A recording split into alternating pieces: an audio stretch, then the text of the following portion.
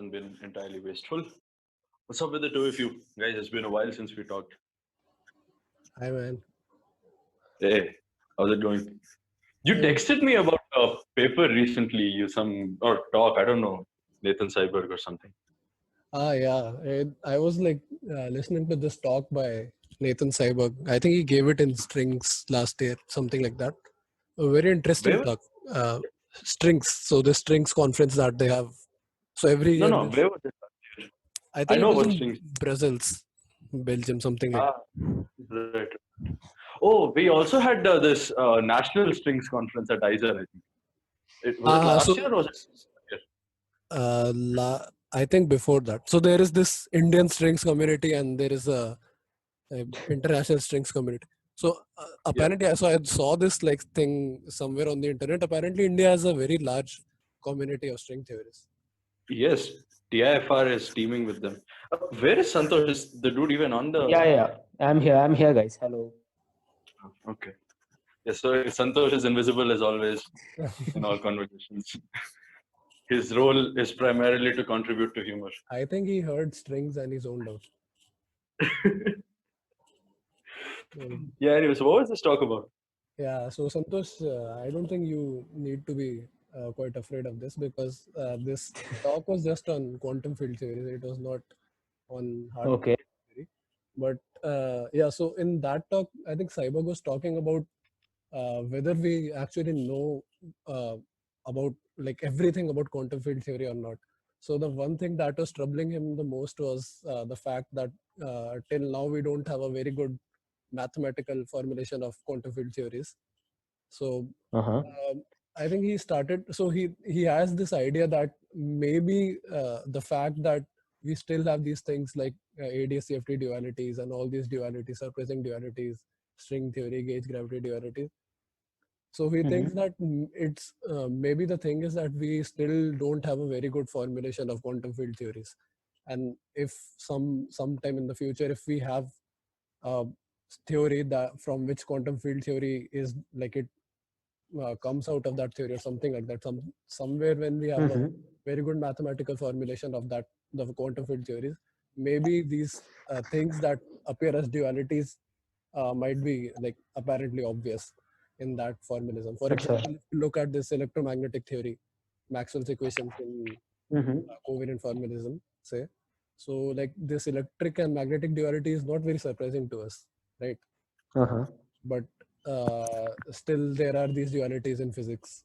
For example, gravity string theory on a ADS background is dual to some conformal field theory, Yep. supersymmetry, which is ADS-CFT. But what exactly what does one mean by like a good quantum theory or whatever Cyborg is trying to get at here?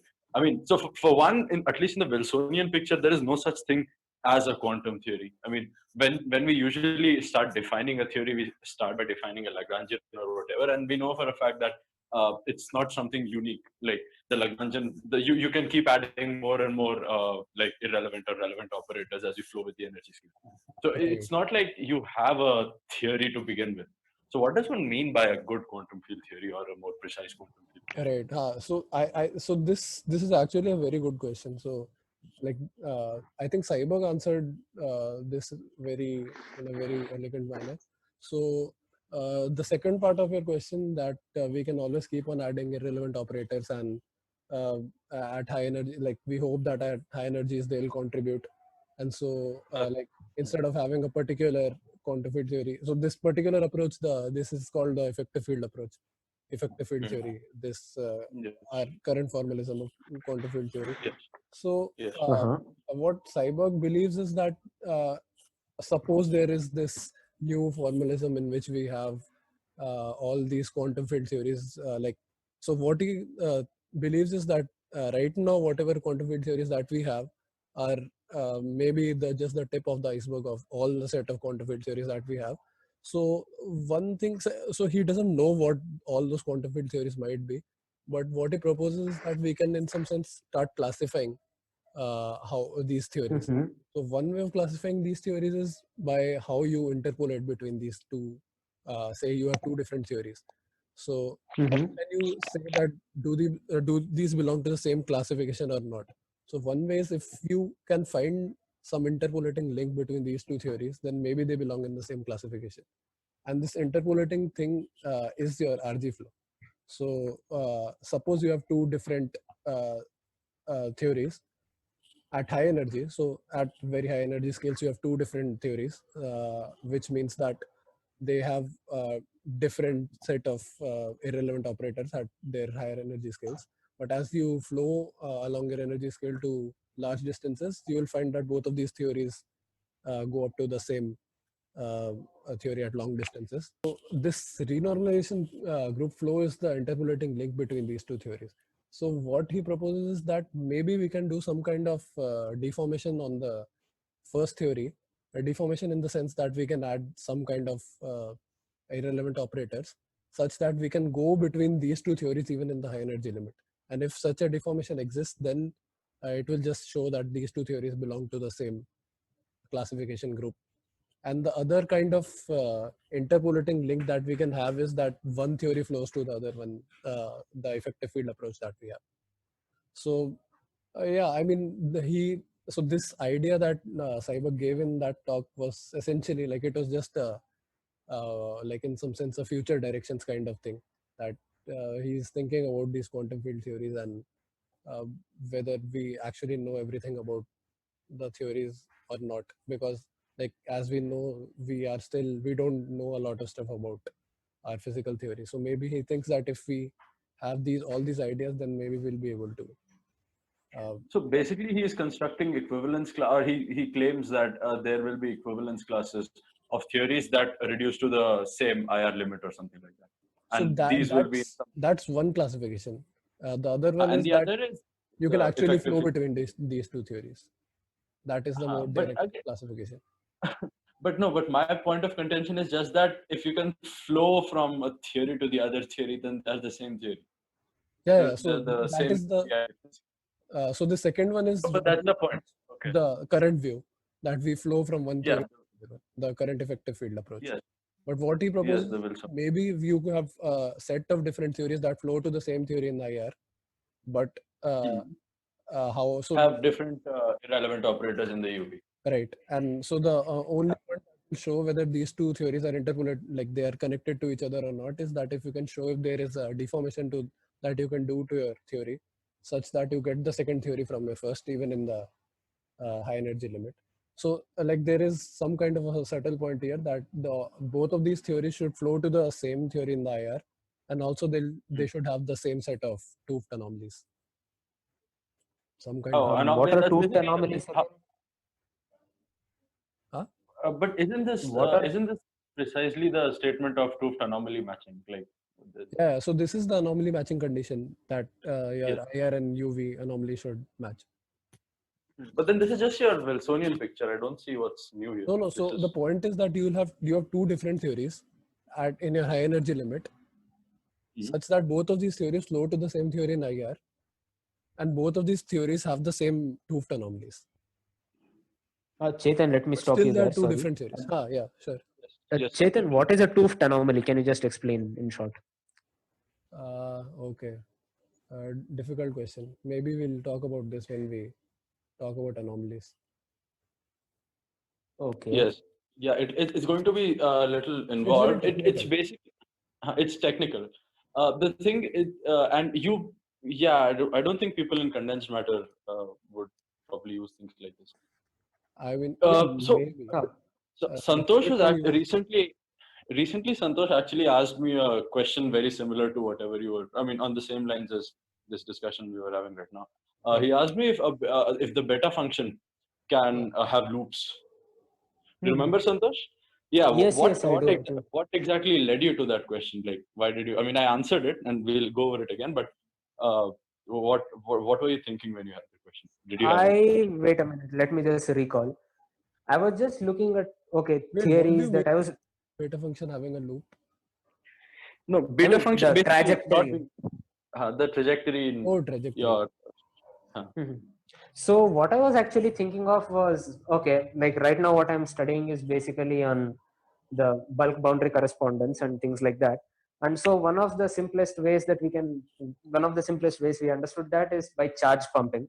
And in charge pumping, what we do is we take a set of ground states and we evolve them over adiabatic cycles. Now at the end of each adiabatic cycle, you get back the same configuration of ground states. But the difference is that the particle which was in the first ground state ends up in a different one. So in this sort of a thing, you have a sort of a loop in time. And I was sort of thinking what would happen if there was a loop in scale, sort of, so to speak. Wait, And then, I have a stupid question. Isn't this just the idea behind this, your berry phase? Are you talking? Yes, this is the berry phase. Oh, you're This talking is the about- berry phase. I see. This- Okay. Yes, this is the Fine. berry phase. Fine. And again, Santosh, I remember we had this discussion sometime last summer, I think. But what exactly is the difference? I mean, at least conceptually, is there a difference between Berry phase and the Bohm-Aharonov effect, or the phase that occurs in the Bohm-Aharonov effect? Okay. To me, So conceptually, they are pretty No, I similar. think Yeah, go on. the Bohm-Aharonov effect is the consequence of your Berry Wilson phase. acquiring a berry phase.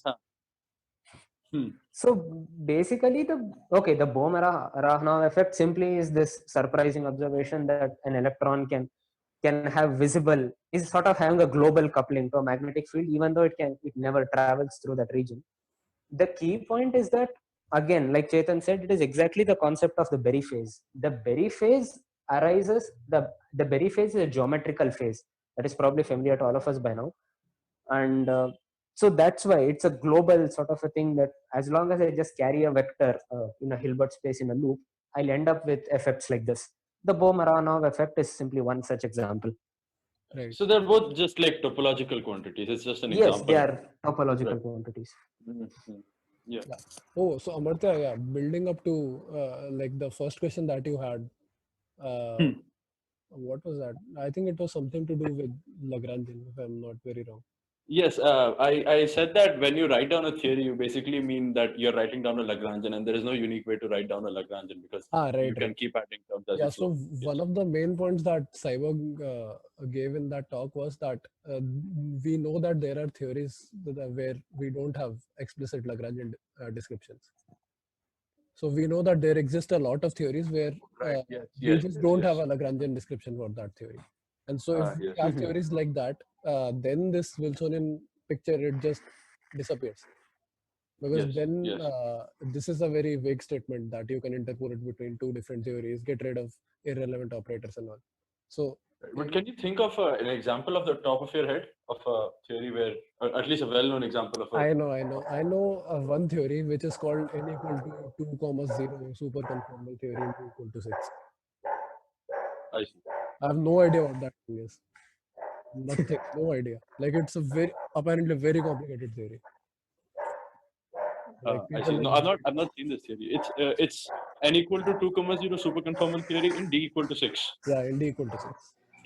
So we have... Okay, guys, I just remember. Yeah, Amartya, I'm sorry to interrupt. Sure. Amartya, you were asking me where did I get that idea, right? Of the loops. No, yeah. Yes. So the idea was we have this idea of scale invariance in physics, right?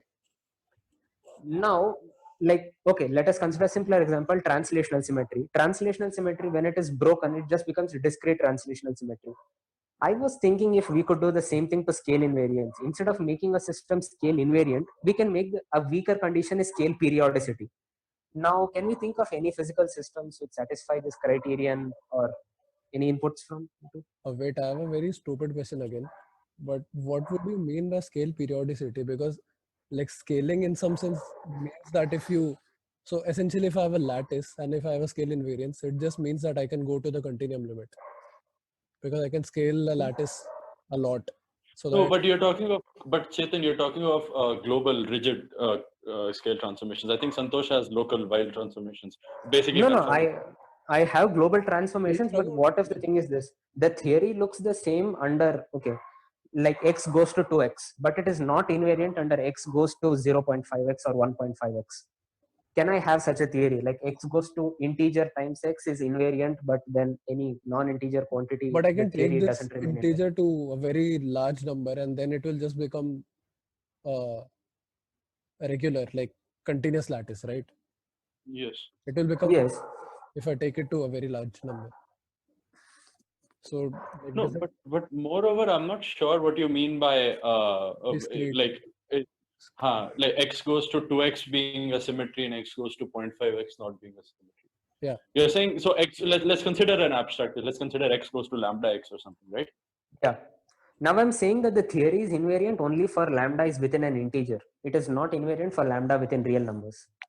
I'm asking, can we think of a theory that is actually I think satisfying these conditions? this will simply be inconsistent with the group structure of transformations.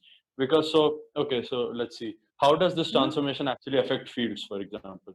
Okay, so the field, so under a scaling transformation, the field also acquires a transformation, which is its scaling dimension or whatever. And the scaling dimension is actually just the eigenvalue of your dilatation operator. Right. It turns out that it's a scalar by Schur's lemma and all of that. But it's just an eigenvalue of an operator, and I'm not very sure if all of this. Okay, really, then we wanted a group structure, right? I think Santosh, I can show that this is a wrong kind of transformation. So suppose you have this integer, whatever this integer scaling thing. So suppose I have this lattice and I scale it by twice the lattice spacing, and I get a new theory, and I say that both of these theories are the same when I did the scaling, integer scaling. But now if I go to the other theory, on the other theory, the first theory is related to the other theory by a half integer. Scaling. Yes. Some fractional scaling. Okay. So you can't have this one way. Like you can't have a equal to b, but b not equal to a. So if you have a scaling by integer, you will also have scaling by fractional quantities. Okay, then. Okay, well, let us try this. So we want a group structure, right? So let us impose a group structure. The scaling is allowed by integers or 1 over integers. Both of these are allowed. Okay. Yeah. Yeah, now we have a group structure, so right? The inverse of a rational things. No, not all rationals. Not all rationals. You don't have 2 by 3. Integer. Yeah. Oh, okay. This will impose group structure, I think. I'm not sure. I'm not sure. Yeah, I think if so again, I can have all rational numbers, because if I have some fractions, I can compose those fractions. I can take 1 by 2, 1 by 3 to get 5 by 6, which means 6 by 5, which means I can No. I can be ingenious and If you compose 1 by 2 and 1 by 3, you'll end up with 1 by 6. How are you going to end up with 5 by 6? No, if I take right. It's scaling. It's multiplication. No, it is a perfect group structure. Ingenious. I can do something which will allow me to get some rationals. I don't know. We'll have to work this out. I don't think you can do it on the top of it. No, so for one, you have there's a lot of obvious issues. For one, for example, is how do you implement infinitesimal transformations in this case? Right. Right. So if you want to at some point promote these two. Okay. So you're basically saying that you are not allowed to have infinitesimal Weyl transformations. No. Yeah. Okay. You can transform it, but the theory is not invariant. That's it. You can transform it by scale by how much you want, but the theory is invariant only under. Okay, I have another thing. Suppose you have again a similar example. I start with a particular lattice. I scale it by 2x, or the words I scale it by 1 by 2x. I get the same thing. Then on the suppose I have 2 copies of the same lattice. In the first one, I scale it by twice. Other one, I scale it by 3x. Okay. Now in both of these theories should be the same. So 2x and 3x, both of them should be the same, which means there should be interpolating link between these two, which is 3 by 2. So so that's what, I can be ingenious and construct all rationals and maybe all reals. So it's actually. Wait, can you construct all reals? That is a bit of. I'm not sure. Again. See, Santosh, the question is again, even with x and even with n and 1 by n, you still cannot have a group structure, because, for example, let's just take the example Chetan took. For example, x goes to 5x and x goes to 6x, right? According to you, both of these should be equivalent to your original theory. And so that would mean, so now for consistency, you would require x equal to 5x and x equal to 6x are also identical theories, but the interpolating number between them is 6 over 5, which is not in your allowed scaling, whatever. So now you're basically saying that 6 over 5 also produces an invariant theory from 5x to 6x. Wait a minute. Let me think about this. So again, you've lost the structure. No, you've lost group structure, and that is simply because I mean, to implement group structure, you need like real numbers. That's the easiest way Right. Oh to yeah, have got it. Yeah, you're That's right. what I real mean. numbers don't form. Yeah. Yeah, you're right. Got it. Yes. But that was an interesting question. So it was pretty random. He just asked me if there are loops, and that's what it meant. So interestingly enough, this is what I told him. You can't have loops. You can have limit cycles though. So you can't have loops. That is basically the contention of A theorem. That says that so you have a theory in the UV and it flows to a theory in IR, and the A theorem says that this flow is irreversible. For example, a theory Okay. from the IR. So now this this flow is irreversible. So the beta function can only be a monotonic function, or not a monotonic function. It cannot have loops at least. So yeah, that was essentially my Amartya, uh, so yes. one question: doesn't the A theorem just hold for conformal field theories, or does it hold for all? Yes. That's very good, and it's one of the open questions. That's in fact one of the questions we were talking about when I was doing working on the A theorem. So the assumptions of the A theorem are the following: the theory in the UV is a CFT, and it flows to a CFT in the IR. These are the assumptions of these are the assumptions that go in, and these assumptions are motivated by the fact that there are no. So we know two things for sure. So if there's a fixed point in the UV and a fixed point in the IR, in Right. both the cases the theory is going to be scale invariant around the point. Right. But there's no reason to expect a scale invariant theory to be conformal invariant. Like the opposite is true, but like conformal implies scale, but scale does not imply Right. conformal. Right. But there are no known examples where a scale invariant field theory is also not conformal invariant. So the assumptions are you have a moduli space in the UV. So again, we'll do this in detail, but essentially the point is you have a CFT in the UV, which you deform with operators, marginal operators, and then you have a CFT in the IR, and the theory flows between them, and there is a number which is related to the trace anomaly. And this number character is monotonically decreasing under the flow. So in the UV, the number, let's call it A in the UV is always greater than A in the IR, and this establishes the irreversibility of the flow. I see. Hey, Got it. wait a minute, guys. You said that my system does not have group structure, right? Yeah, that's true. But Yeah. the point is, renormalization group is not a perfect group. It is a semi-group. There is no inverse defined on a renormalization No, flow. no. So So it's your perfectly fine. group structure is not with respect to renormalization. Yeah. The Weyl structure should be still be a group. The conformal group is a group. No, wait. Okay, Your there are two symmetry things here. should I'm form. talking about renormalization. Okay. I'm saying that you take a theory, impose a momentum cutoff or whatever. Now this cutoff only for discrete values of this cutoff, let us say integers, then my theory remains invariant. Okay. I mean exactly invariant. It is not like an approximation where we ignore all things. Fine. The theory remains just No. invariant. Santosh, so these are two different things. What you said was, suppose I can have some discrete symmetry, discrete scaling symmetry. So renormalization doesn't have an inverse because you already have integrated out the Yes. freedom. No, I'm sorry. Or you Bad can, choice of words. I did not mean scaling symmetry. I sort okay. of meant this renormalization. Okay, yeah. I see. So so that was essentially a question about irreversibility of RG flows. Yes. So this integer thing, because renormalization group is not a perfect group anyway, so it's fine, right? No, Right, it's fine. But then if your question is not about scaling and it's about RG flows, then the A theorem conclusively says that you can't have loops. You can't have loops of beta functions, if that's what you were talking about. But I mean, again, this is what I told you the other day, and this is okay. So again, Chetan brought up another issue. We assume that there are no known examples of scale invariant theories in the IR that are not CFTs. But in the UV, we have to make an assumption because we don't know what the UV complete theory is. Right. So the UV, we assume it's a CFT. And that's an assumption that goes in. In fact, in the paper by Komargovsky and Schumer, I think they have a list of open questions in the end, and I think this is one of them. This assumption, I mean, we have no good reason to justify the assumption in the UV. But yeah, if you are willing to agree with the assumption, and if you are willing to agree that the universe is four-dimensional or two-dimensional, then the A theorem is proved and there are no loops. This is interesting. No, but Amartya, I think there are some known examples where your theory is scale invariant but not conformally invariant.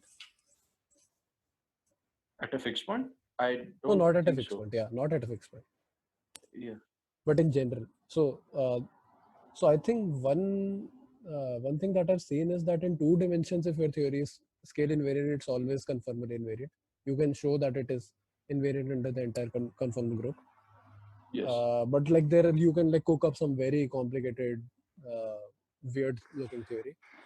But like mostly the physical theories that we have, if we have scale invariance, it turns out that way. The theory is invariant under the Yeah. entire conformal group. Yes, all known examples of physical theories have that. But again, like in 2 dimensions, man, I don't trust anything. 2 dimensions, I can say a banana is, I don't know, Spherical. darker than, yeah, exactly, something random and it will be true. Yeah, so this was Santosh's question, condensed matter. So I actually genuinely have very little idea of what goes on in condensed matter. Like I just know that you guys work on a lattice. But I genuinely have no clue how do you implement things like, I don't know, spontaneous. So for example, spontaneous symmetry breaking, right? So this is a characteristic of infinite systems and field theories. How do you even do it for finite systems and lattices? No, okay, wait. First of all, the idea that we always work on lattices is probably a bit wrong. Yeah. And okay, the point is, no, not always. I mean, do take continuum limits every now and then. Come on. No, yeah, sure. You'll have to take, like, if you are writing a Yeah. field theory, then of course you'll have to take, yeah, you're working on the continuum limit of the theory. But like, I think that's the point where high energy physics and condensed matter physics is like it diverges off. The They're the fact that same almost. in condensed matter, you have a well-defined high energy cutoff, which is your lattice spacing. Yes. Above that limit, you know that your theory is rubbish because you are just continuing your writing a field theory above your defined limit. But the It point is beyond the domain of definition. Yeah. so it's just a rubbish theory after that. But in high energy physics, the point is that your field theory continues till, like, there should not be any high energy cutoff. Yeah, so we expect that a theory holds till like probably till the Planck scale. So that's where, like, we do not have a very well defined high energy cutoff, and so that's the point where these two, like condensed matter at least and high energy, they diverge. That you have a well defined cutoff. So like even your renormalization procedures are they go along the same lines. That you have a theory that you have a well defined high energy cutoff, and you take some other high energy limit which is smaller than your highest energy point that you can go, and then you do the RG flow between these two, something like Yes. So basically, yeah, that is correct. We do have a very like concrete idea of what energy scale we're working at, what length scale we're working at. But Right. yeah, Moreover, the key. yeah. Go on. Tell me. No, you go first. Okay. The key point is, okay, like the stuff I'm currently studying now, like bulk boundary correspondence. So it is, I think Chetan is a lot better topology than I am. And this is the key point. So we take systems, we say that systems which are topologically different, if they are placed in adjacent to each other, there is always an edge mode. And now this edge mode is stable under any perturbations. And this is resistant to Anderson localization. So basically, the idea is that Anderson localization says that in the presence of disorder, many states which were now extended across the sample now become localized. From e power I kx, they just become e power minus kx. So the point is these kind of the edge states, they evade Anderson localization completely. Now the point is, I can always take the continuum limit of this and come up with continuum topological theories. So yeah, that's sort of always there. In fact, I would say that condensed matter perspective is not that different from a high energy perspective as far as the mathematics is concerned, but it is different compared to when you talk about the physical perspective. Like you talk about the mass spacing, we talk about the spacing between two energy levels. Okay. So they are the same things, draped in different words. Yeah, that's the point. I have I have a somewhat naive question, probably because I misinterpreted your words. When you Mhm. say something like we put a momentum cutoff or something like that, what exactly Mhm. do you mean? Do you mean to say that you regulate divergences by putting a hard cutoff or something? Because I mean, as far as I know, this is I mean a very stupid way to cut off any kind of theory. Regulate, for example, it does not preserve gauge invariance and all of that. So, what do you mean when you say we know precisely our energy cutoffs or whatever? What No, does no. it mean What to we have an energy? No, first of all, we do not try to write a field theory and then try to impose a momentum cutoff. We first write down a theory for the lattice itself. And now the cutoff is right there in the theory when you define it for a lattice. Then when you take the continuum limit, of course, like this has to be, you end up with a theory that holds for arbitrarily high energy scales. But beyond that lattice spacing, one by lattice spacing, when you talk about momentum, it just doesn't make sense. So we are a bit more careful when we're taking the continuum limit. That's it. The lattice theory is still exact. We don't have divergences and things like that. Yeah, I think so. On this note, we can probably end this session here. So Sure, this is fun. yeah, this was a very fun conversation. Very interesting. Yeah, sure. Yes, to all the people listening, this is basically us for no good reason really recording our Zoom video call, audio call. And yeah, the only thing missing from our usual life here is a caffeinated beverage and the ambience MDP. of MD. No. I'm still having coffee right now. Yeah, Damn you, everyone is having coffee, but it's not the same as having a regular tea, MDP. coffee break, and MDP. Yeah, man. Yeah, I really it's can't wait to get back to ICF. yes. So I think this would be a good point to break this discussion before we get too nostalgic. Thank you to everyone who cared to listen or has reached this point without skipping. Yes, we'll hopefully see you soon next week, maybe. I don't know, no promises. But yes, bye bye, guys. Bye Bye bye. bye. Take care.